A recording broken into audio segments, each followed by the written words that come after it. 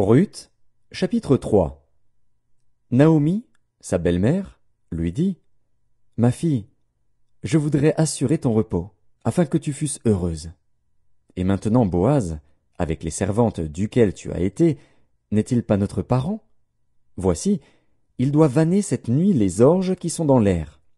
Lave-toi et oins-toi, puis remets tes habits, et descends à l'air.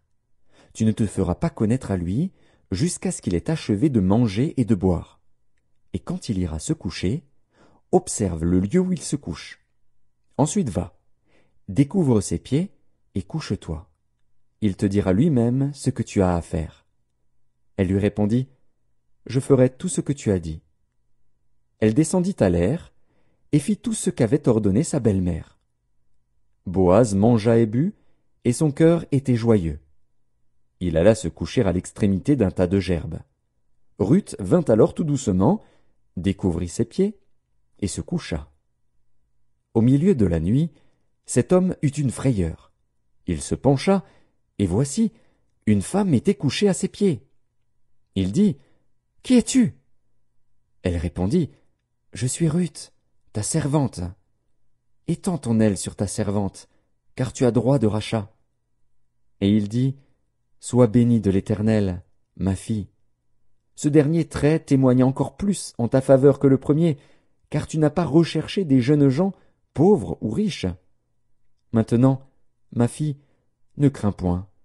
Je ferai pour toi tout ce que tu diras, car toute la porte de mon peuple sait que tu es une femme vertueuse.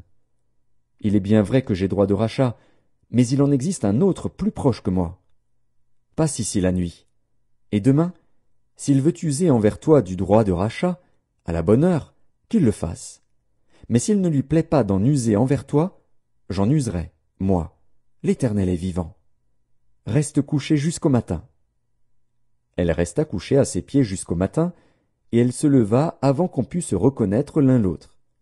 Boaz dit, « Qu'on ne sache pas qu'une femme est entrée dans l'air. » Et il ajouta, « Donne le manteau qui est sur toi, et tiens-le. » Elle le tint, et il mesura 6 mesures d'orge, qu'il chargea sur elle.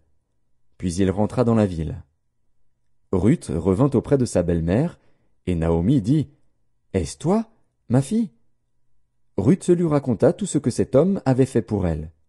Elle dit, « Il m'a donné ces 6 mesures d'orge, en disant, « Tu ne retourneras pas à vide vers ta belle-mère. » Et Naomi dit, « Sois tranquille, ma fille, jusqu'à ce que tu saches comment finira la chose, car cet homme ne se donnera point de repos qu'il n'ait terminé cette affaire aujourd'hui. »